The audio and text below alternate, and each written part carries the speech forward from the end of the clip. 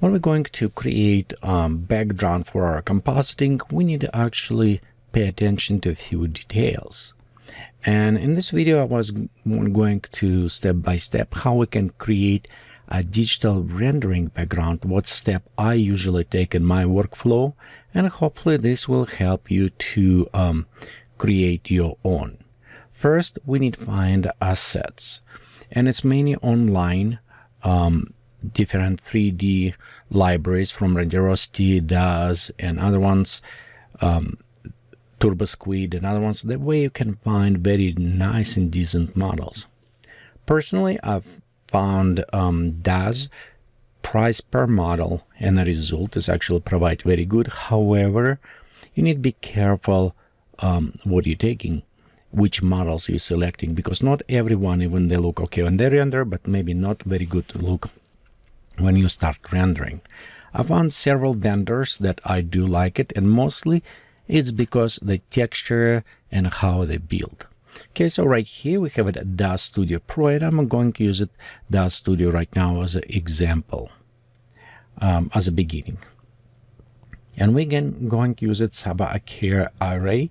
So it's selected, we'll go open, and when we open materials, you can see right here we have it our preset. So you can build your own, or you can just use it one that come with. So I'm going to just preload it one. And the one thing is, when you start preloading and using inside the DAZ Studio, it's a nice environment, and it's work very good for like single models. I use it to render PNG for my compositings with transparency and other ones. However, when we work with a larger set like this, I found out sometimes, like in this case, it's look okay. We do need it kind of a tilt camera. However, if you go with array and other ones, you may achieve good result, but personally I found that you can see how it's less responsive and lighting, and a little bit harder work with the lighting inside. So you could do with a lightning dome and other things, but personally I actually export model from here into the another application and work there. And for several reasons, like for example trees, I don't like it. That is look very not natural trees. What I'm going to use, it's view application. However, if you prefer just stay inside the DAZ, all what you need to go inside the render, on the render tab, set properly size of your background, and I'm rendering at least about 8,000 pixels or 9,000 pixels and so on to match resolution on my photos when I photo shoot on a Canon R5, which is 42 megapixels camera. And also, when you render single models, you can disable the drag ground so you don't have its shadows and worry later to kind of work on them. Overall, right here you can see this is the array preview. Of course, we can change to different type of the views, and smooth shadings will provide for you much easy work with this. This is preset camera, by the way, but you can create your own cameras, tilt it, adjust them, and preset as you like. But we'll go inside another application to actually work, and I'll show you other things what I do. To work with other applications, if you don't want to do in DAZ, you need to select model, in this case pre-build full everything, and going file, export, and an export we can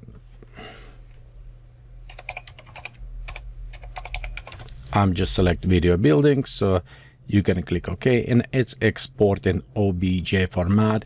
I found out this format is work the best in my case. You can try GFX or any other ones. However, this will provide nice texturing and everything. My settings is very basic, mostly it's all pre-default. One thing I want to be sure of, right surfaces is enabled and maps is original, and right materials because I need my materials output. Rest is set XYZ, all similar, and you just click accept. Now it does, it's take all of this library, and you can see it will save geometry and export them. So from this moment we can take as OBJ this element and work with this. Also, when we exporting, it will separate each individual elements, but it is based on vendor. Wherever they create models, how they pack those models and everything, that will affect. How say I have a few vendors who I like how they're creating. I like the textures they provide. I like how they pack the models. So for me, it's those kind of preferable. And I maybe will create a video where we can go over and I will explain. Maybe in the end of this one, probably we'll just go on a website and I'll show you which vendors I prefer and what the quality it is. So let's go right now inside the view. And in the view, I already have it one model imported, so it's same what we saw before, just to make a little bit speed up. Usually go File, Import Object, and you just select OBJ and it's preloaded. You notice it's preloaded with everything. I do have it separate right here, my elements that I was working before with lightings. You know what, and let's go just actually select the slides. We'll remove those slides from here. But I want to keep it this plants. I know what's happening with the plants. If you remember, it was some palms already come with, but inside the view is actually work nicer because view have a plant factory where you can create ultra realistic plants that affect with wind and also on. They can grow or change. So what I did, I just loading those palms inside here and replaced existing palms with this. Of course, if we're going closer to our palm, you can see even right on this side. Let's go increase our right side preview.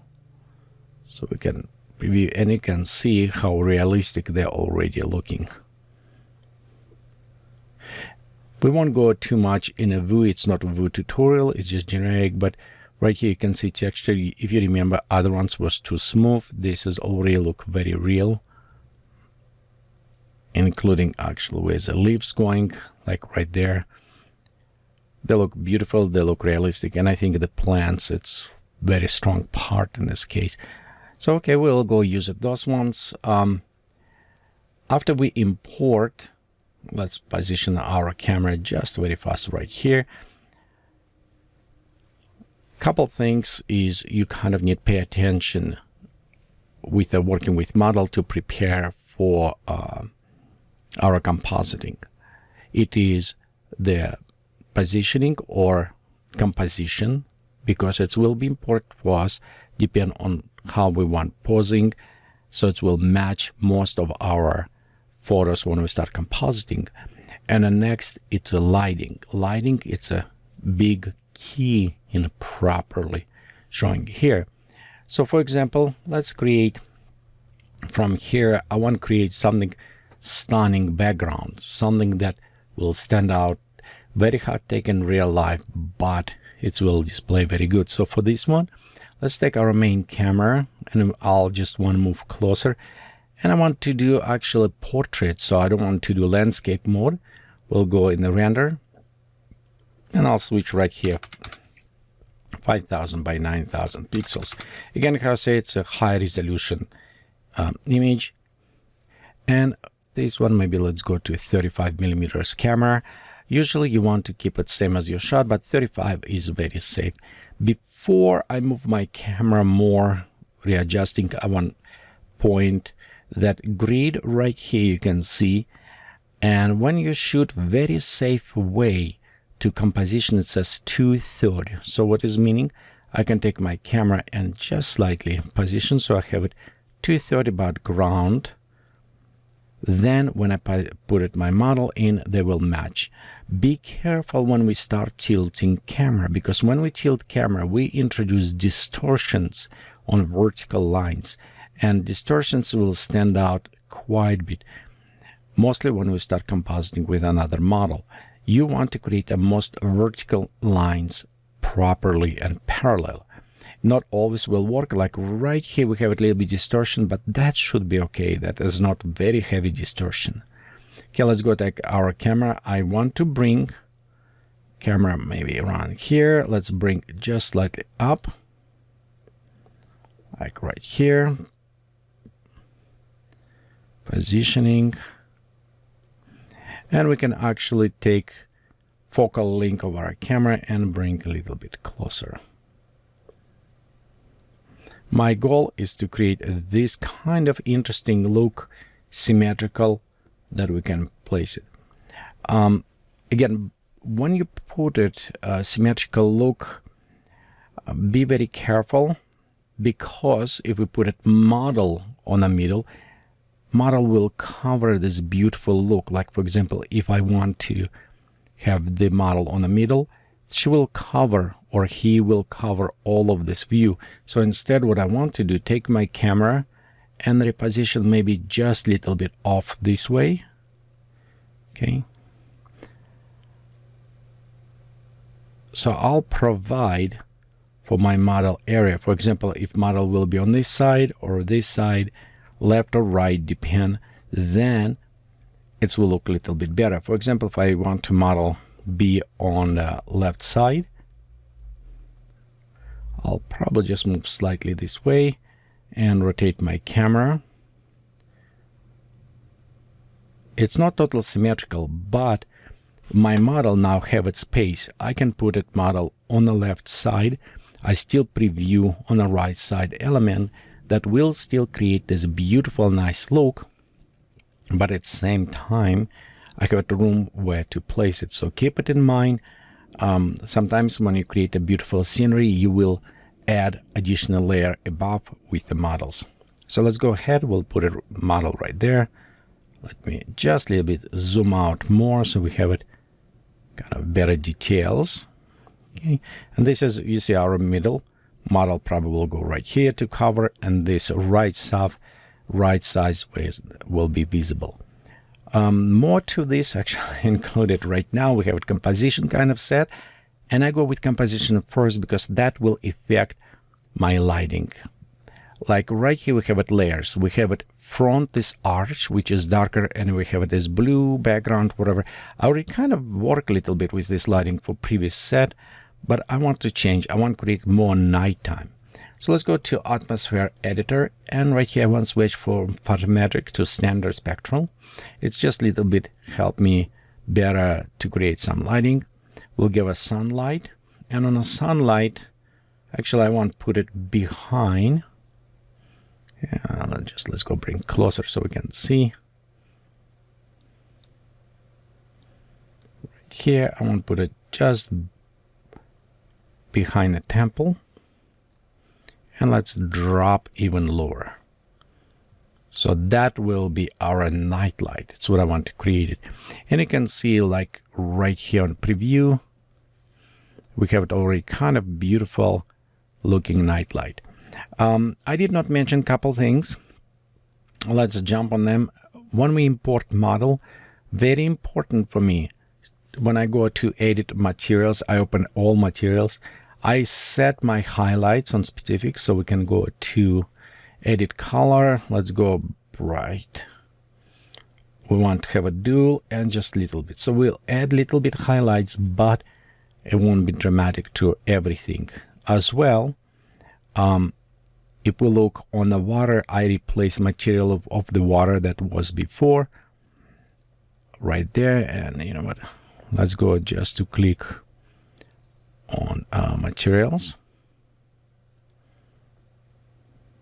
Okay, and we can preview here a lot of different materials right here, but to speed up, we can expand.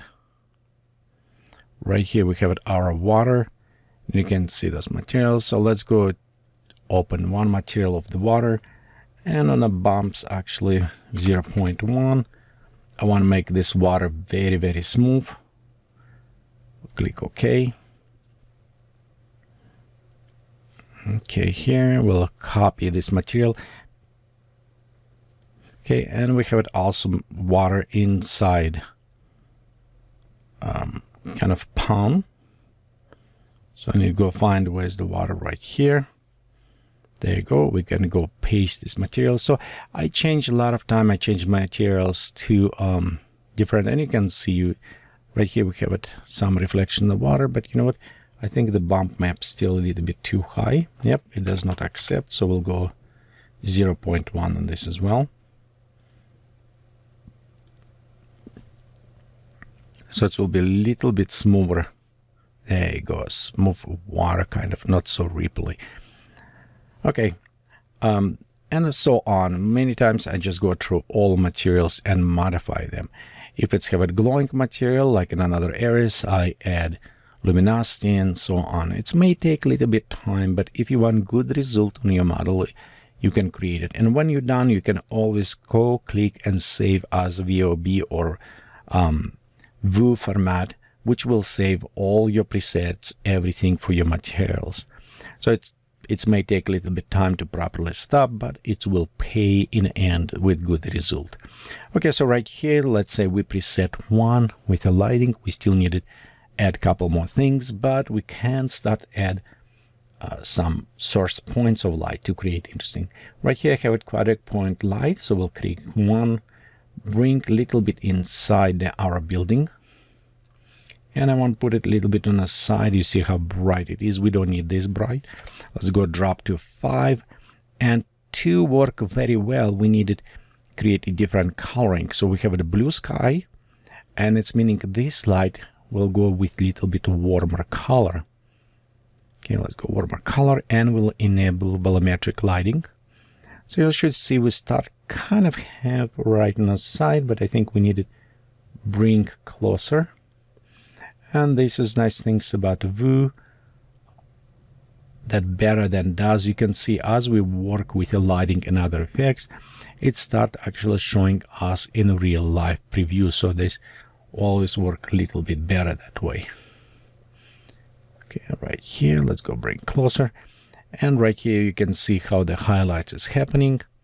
There you go. It's maybe a little bit too bright, so I don't want to overpower too much.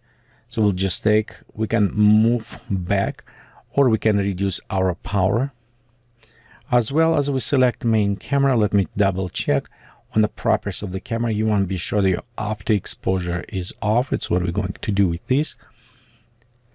Okay, right here we have it. This is a little bit better, and you see how it's come up. So it's working nicely for us, this thing.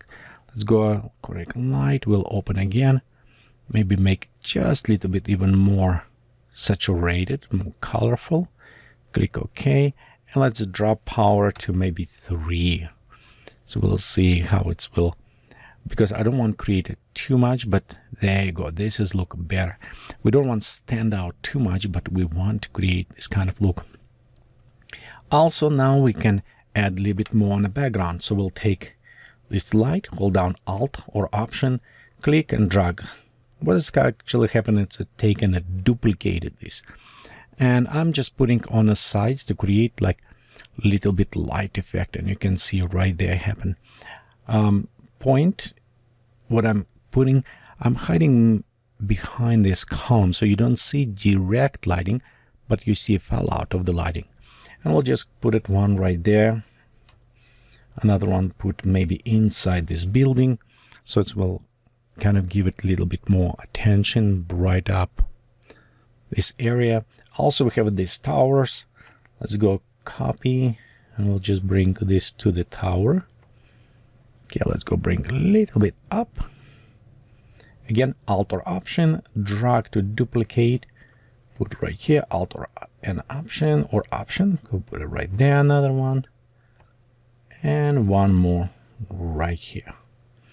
I just put it lights on those towers just to make them look a little bit more interesting, like something. Sometimes you may don't see lights directly, but now we have it with the lights and shadows. We have this kind of dimension start building in. On our first light, this one close up, let's go pop up our softness to 45 because I want the shadows a little bit softer. I don't want that hard edge.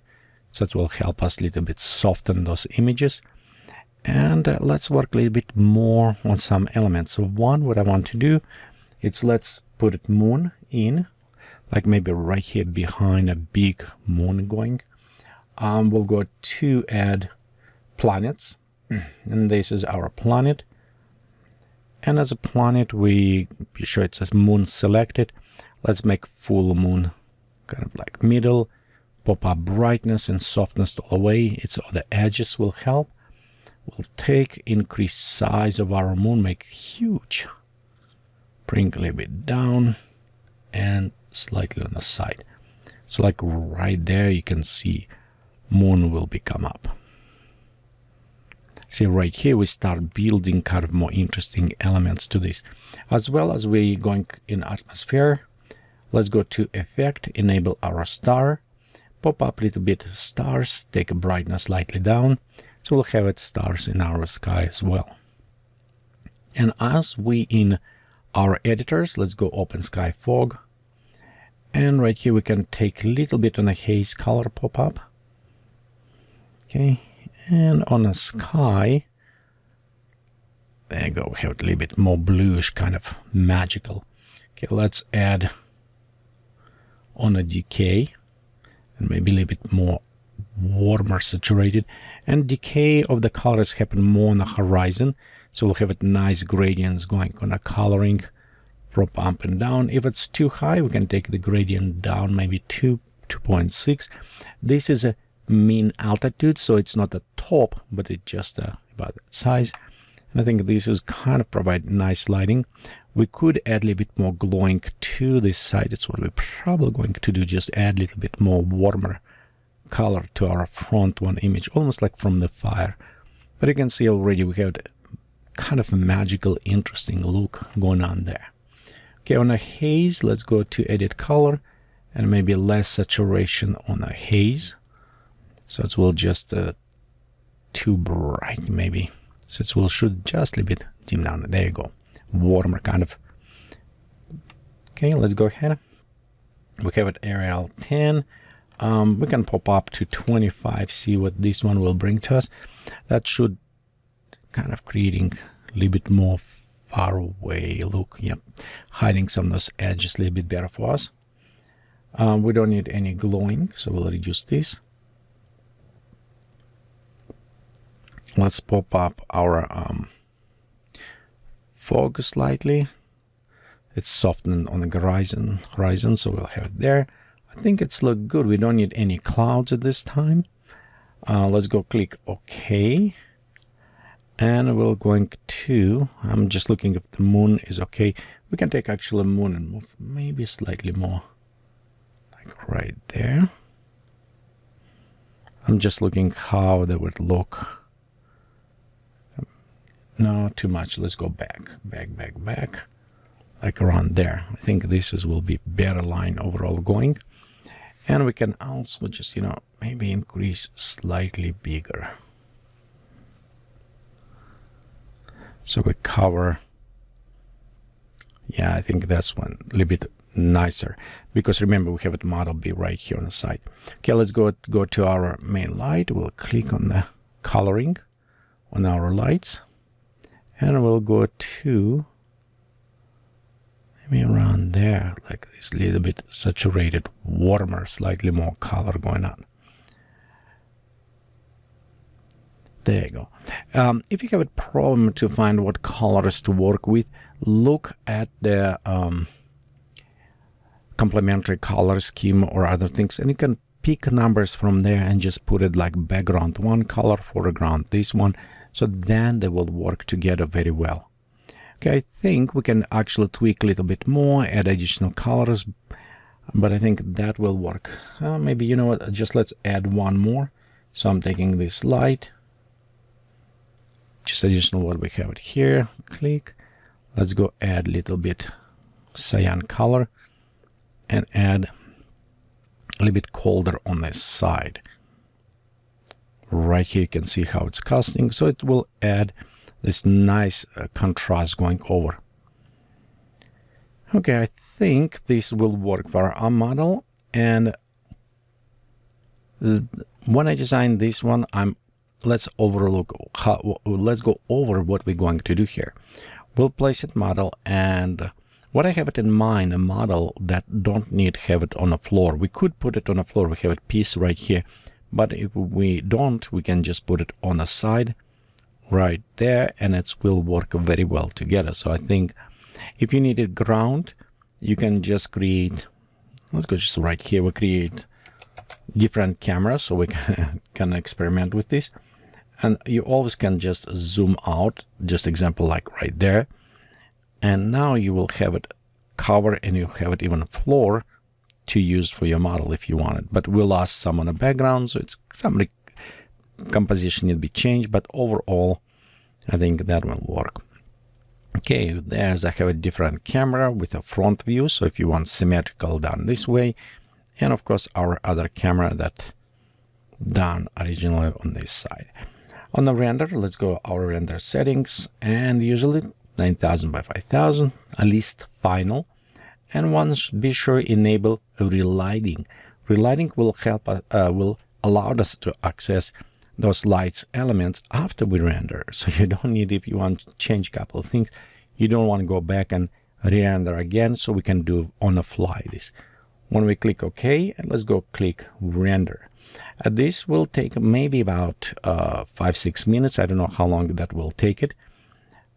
Won't be that bad. So I'm going to pause this video and resume when the render is completed. Okay, so right here render is done, and it's actually took about 13 minutes and a half. One thing, as I said before, look right here, we have our lights, and this is a real lighting was enabled. So what's happening with this? If I want it, I can actually take any lights and work on the lighting. For example, I can pop up on this one, increase lighting, and you'll notice live update when it will come up and it's showing, actually see how it's increasing lighting. So I can modify, I can say, hey, this light wasn't strong enough for me. So I can go in interactive and increase or decrease any specific lighting. Like for example, this lighting behind, maybe I find out it's a little bit too strong on the side, it's too bright point. So I can go inside that lighting and just reduce. I think it's this one, so we can go down like 0.3 and take down these lights, make it not as bright as we can. We also can go inside and change color on the lights. Overall, I would recommend for you just going and see, like right here, it's less lighting. Okay, if you work with multiple lights inside the view, relighting option, does not take overhead that much toll. It's the same but time to render everything. The only you will have it also options to go and change individual lights, change the intensity, change the color, not the positions, but intensity and color. And it will save sometimes time from second render if you just see small adjustments. Okay, next what we want to do, let's go ahead, click OK here. And we want to be sure we save this, but we want to save at least in 2 different formats. So the one format what we're saving, it's need to be in what I usually do in a Photoshop format, PSD format. And another one's format, maybe not so familiar to you when we save it, it's called HDR. So right here you can see I pre-render a lot of ones. So let's go save it as HDR first. It's a high dynamic range, and I'll show you the reason why we're doing this as well. So in the next, we're going to save as normal Photoshop format, PSD. It's almost same what you see right here as well. So let's go ahead and click on saving this format, and we'll just select and saving this as Photoshop. Okay. Right here, and we'll go click save. One kind of recommendation, or I found out, you see how right here it's very tall. Usually I try to avoid specific landscape or portraits layout, because on this case, if I want to extend left and right, I'm kind of stuck there. I don't have any other options. So instead, what I recommend you to do, it is in a render options, if you have it, render in actual square format. So like right here, you can see we have this portrait mode, very tall. So we're kind of stuck to this one. Okay, and we're going to render properties. And right here, let's go, for example, have it 9000 by 9000. So we have it square. You can see how now we're increasing. We do change sometimes position on the camera, which is okay. All what we need to do, take on our camera and just zoom out a little bit from what we have before. But remember, because we are kind of now in the wide format, we need it also readjust a little bit, reposition, but we now cover way more space. So we can still go back and change some elements, but if you're going with this, you'll have an option to trim on top or on the bottom, so you can go easy landscape or a portrait. So in many cases, what I done, of course, we'll need it. If we do this way, we'll need to take our, like for example, moon, and we need it reworks something to make it look a little bit more interesting. Just general will require some rework on lighting, position, and so on, of course, because we change how camera work. But this way it will provide you more options. Reuse this background not just in one scenery but in multiple different scenery. So let's look right now, what is the reason why we're using HDR. Here inside the Photoshop, we open file, and from the channels, we have it all channels here. You can see, and it's nice, kind of little bit Milky Way. We don't have these details, but sometimes I want to bring more hard details in a scenery. When Vue render, Vue also creating a very nice high dynamic range, so it's meaning more to that than what displaying. To better explain, if we just going to the tone mapping, and this is a Photomatics Pro, it is AGI processing software. So right here we downloading high dynamic range, so it's more image. To this one, let's go to tone map, and notice what's happening right here in the tone map. Look how many details we have it compared to another one. Of course, these details, okay, let me go just a little bit, shrink down so we can preview. Sometimes it's very hard to get just in the right place on those pixels to shrink them down a little bit. There you go. So you can see how much details we have right here. Of course, we can, it's not tutorial about Photomatics Pro. If you're interested, I have video about this, but general, this is settings. You can look on your screen what I have it. Couple things, your white point and black point need to be alloyed. No shadow highlights moving, no highlights kind of detail contrast to top, because we want bring some of those details, and you see how much texture come up like on those elements. This is what we want. We want to bring this texture, we want to bring those details. So let's go ahead, click next. It will now take our settings and will create file for us. Okay, right here you can see it's processing our enhancer. And the next step is depend if you want to add a little bit sharpness or other elements. It's fine if contrast. Usually I don't. It's just fine as like this. And we'll just go and save this image. So by default, how I said, it said 16-bit TFF image, so high colors, all that stuff. And I just drag and drop in our Photoshop so we can compare, and you can see this is two images. It's not necessarily I want to use this image because it's lost some of those haziness and everything, but it does not have details here. So what we're going to do, we'll take one image, drag and drop on another ones. So we'll proceed this image, and you can see now we have options. We actually can blend these images. We can blend them if you want by blend mode, okay, but usually give it normal, or we can blend them by opacity, so we can bring some details. Or otherwise, what I usually do, I'll create a mask, take my brush, 10% white, and I can just brush in those areas where I want to see the details. Okay, moon maybe, you know what I mean? And like right here a little bit. So we'll just add where we want those details. Don't worry if you're overdone a little bit, because we're going, okay, my flow is a little bit high. Let me take my flow just a little bit, like right there, okay? So then when we're done with this, you can actually apply even more to these details. If you feel it's too high, we can take it down. And let's look what we have before and after. You can see how we brought those details in area we wanted, but we still have its softness. So this way you can create a nice combination of the images.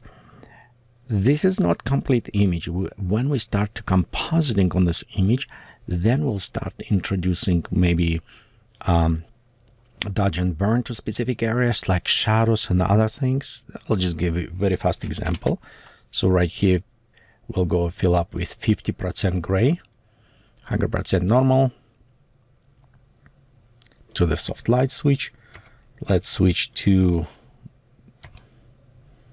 black color, 10%. And you can see I can start introducing a little bit more shadows with my dodge and burn tool. A little bit more brightness, maybe where's the moon coming, like it's glow come from the moon right there. Okay, so we can introduce those elements. We also can even introduce a little bit more coloring, but with these techniques, we still have it beautiful details coming up right here. This we won't have it all the way because it won't work. With combination of the high dynamic range, HDR and normal, we can combine and bring. So overall, this is about process what I'm going to prepare those backgrounds. And you said before in Little Snap, I take quite a bit of time sometimes to set up each render, to stop lighting everything and processing and create all the stuff. But to save my time, I have it in my collections because I'm going in applications, and when I start working, I add different angles, I add different positions and everything, and creating, so I can use in my collections. And some of the collection for sale if you want to use them. Of course, if you're a Patreon supporter, you can download it, many of those collections for free or hugely discounted. And if you want it, a link is on YouTube or Patreon for the Geekatplay. You can join and create this, or hopefully this is just help you as well. Just find your style and create your own backgrounds. And speak about where to find backgrounds, as I said before. Usually I use a DAZ 3D. You can go right there. Many very good vendors there, but I want to show just point a few of them that I found work for me very well. And by the way, once more suggestions, don't buy on full price. They're always going on a sale. And if you think you will be a constant customer here, join the Platinum Club. It does worth. You save more money if you buy more than model. I think I spend a lot of money here of my money to buy different models from them because I do like played, and a lot of artists here, they're creating a very high quality assets. So let's go look what, for example, this one Polish after, and you can see it, he created awesome models. I do like this Cyberpunk Valley back alley. I used this model. I also took me a little bit time actually to take this import in a Vue and add specific neon lighting, rework some materials, so it's work real glow materials, but it's come up very excellent model. Same like a model for the fighter, flyer, and so on. So this is very good vendor, produce very high quality assets. The another ones I found out recently, it's actually going from Rogni. And this one too, like look Hobbit, but I'm using for some steampunk mechanics kind of things. So this is, I do like how producing. They also have a very nice set of armor. You can use another things. Another ones, of course, it is the Jack Tomlin. And I feel like most of the models, what he created, it's from 2012. I don't see any new what he produced, but what was produced, this one, I almost used it on all of them because first off, they're very often on a very good sale, but textures and details and other ones, it is real good to use for the compositings. So this one's is as a price cost and what you can create, it's a beautiful assets you can give it. The another one's Pit Pad. Some models is little bit more primitive texturing have it, other stuff, but I found some of those models can work very well for you as well. And of course, the number one, probably it's a Stonemanson. Without question, it's producing one of the best top-notch assets that you can use it for all multiple type scenarios and whatever. So this one I highly recommend. Probably they're on the top tier of the asset creators. Speak not about models, but brushes that I use it. Ron's, I think to the point I want, you can see I want most of his products actually here, or is in a part of the bundle when I was buying. But here's brushes is very, very good. I mean, really, and you can say you can see right there. I own most of them already. Don't buy for full price. They're very often go on a sale, and you can buy like for 70% off. So it's, but brushes, nice. You can reuse them in multiple different areas, so they constantly will work for you. Okay, and another ones, it is producing by Ant Farm. The texture's not up to level of other ones, but this vendor does have very nice vehicles or other elements as well that I found kind of interesting to use. And of course, they have way more vendors you can discover on this place. And I'm not sponsored by them. I'm purchasing for full price, just let you know. So Platinum member and going to order this. So this is my personal suggestions, not sponsored. Anyway, suggestions. It's how I found out of some assets and models that I like it. This is Jack Tomlin, very old one actually, from 2012 if I'm right, this model, but you can see how it's still relative. Of course, I need to add a little bit more steroids, like add the realistic plants and other stuff, but it is still working just as well and produce great backgrounds. So this is first video when I create background, and in the next video we're going to take this background that we just created and compositing with a model. So it won't be very heavy compositing, it will be overlay based compositing, but you can see how we can merge them together to bring this very interesting look to our digital art. Thank you for watching this video. If you like it, give it a thumbs up, subscribe on YouTube, share with other people, post your comments. It will help me in a big way to create new videos. Thank you.